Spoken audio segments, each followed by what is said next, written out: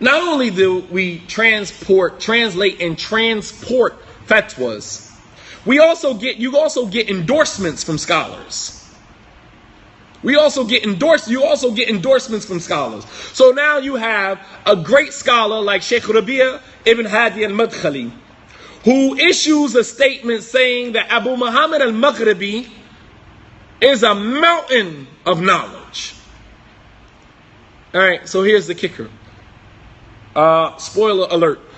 Abu Muhammad al-Maghribi has never studied anywhere. Abu Muhammad al-Maghribi came to America. He used to deliver pizzas. Abu Muhammad al-Maghribi used to deliver pizzas. He had no beard, and he used to deliver pizzas and play soccer. He came to America to play soccer. This is what he told me. This is not me making this up. This is what Ridwan told me. That's his real name. All of a sudden, he gets dawah from African American Salafis. He comes into the masjid, grows his beard, and because he knows English and he knows Arabic, he starts to translate. This is how his career started. Abu Uwais, rahimahullah ta'ala, said that Abu Muhammad should never be a student of knowledge because he's not a student of knowledge. The only thing Abu Muhammad can do is translate. Master Rahma, you know better than that. Master Rahma, you know Abu Uwais, rahimahullah ta'ala, told you guys that Abu Muhammad is not a student of knowledge. Do not let him do anything but translate. And that's one of the things I loved about Abu Uwais, rahimahullah ta'ala. Straight shooter. Straight shooter, he don't cut no corners. But he told Master Rahma, do not let Abu Muhammad give any lectures. He is not a student of knowledge. He is not learned. The only thing that he can do is translate. And that's all he ever did, was translate. Even when he became the Imam of Master Rahma, all he did was translate.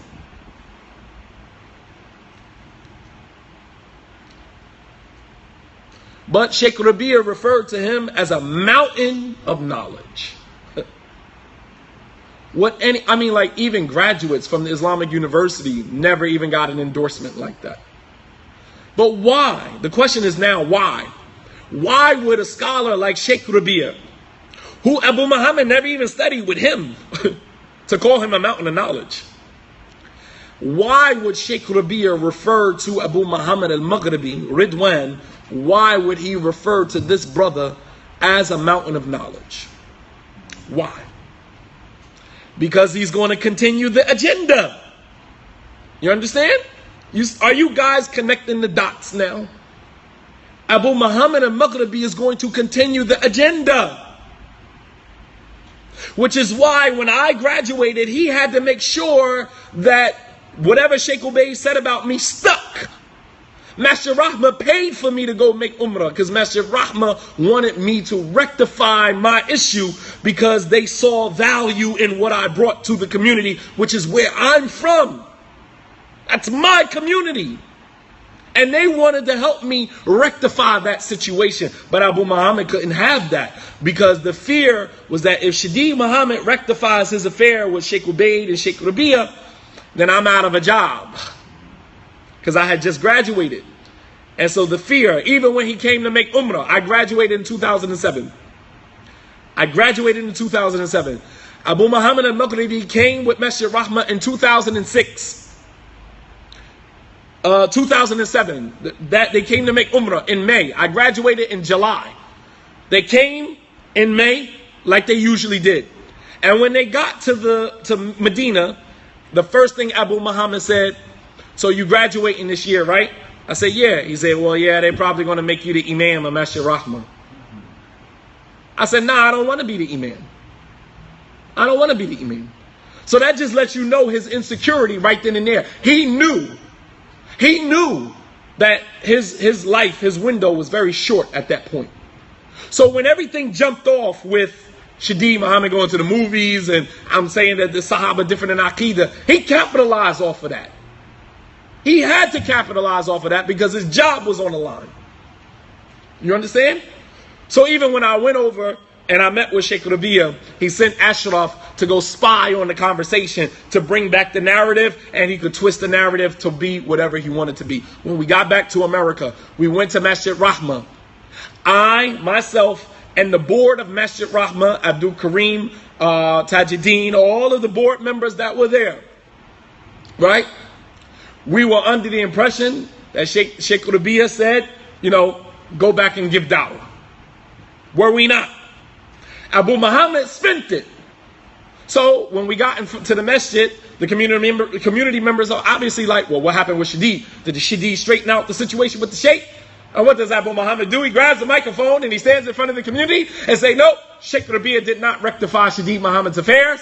And as it still stands, the Sheikh said that he shouldn't be given da'wah. Wallahi, I kid you not. Why? Because we got to keep this narrative going. We go in the office. And I said, is that what you understood? I said, you wasn't even at the meeting. He said, yeah, but Ashraf brought me the narration back. I said, but Ashraf lied to you. That's not the way the meeting went. I and other students of knowledge were there in the room, and that's not what he said. So he said, well, I can't, I'm not going to get involved. I said, so regardless of what's being said, you're going to go with that instead of going with what is correct. Abu Muhammad looked me in my face, and he said to me, I'm with the scholars. He said, Shadid, may Allah, keep you firm. And he stuck his hand out. I smacked his hand, get your hand out my face. I wouldn't dare touch your hand.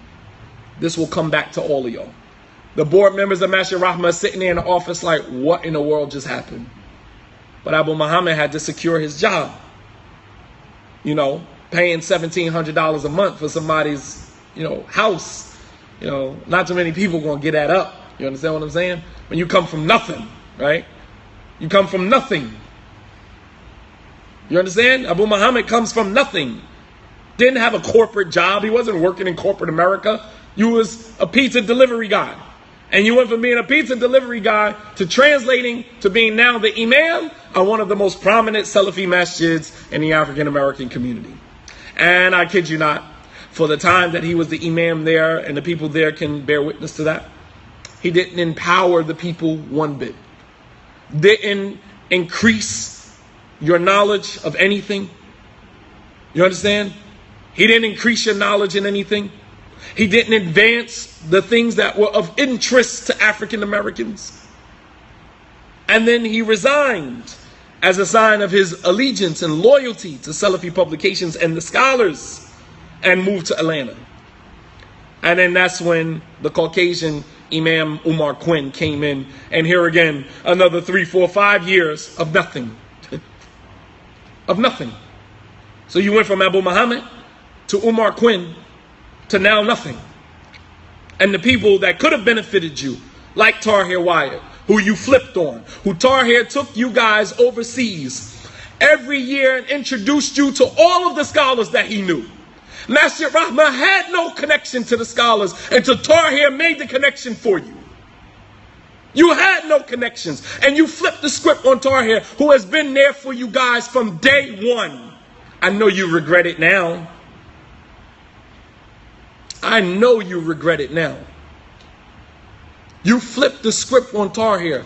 You put pressure on Tahir to write a refutation on Abu Hassan al-Maghribi because Sheikh Rabia wanted you guys to get Tahir to put a refutation out on Abu Hassan al-Maghribi. Tahir said, I'm not writing anything. He went to Sheikh Salih Suhaimi, so Sheikh Salih Suhaimi said, Tahir, you better not write anything. Let Sheikh Rabia say whatever you're going to say.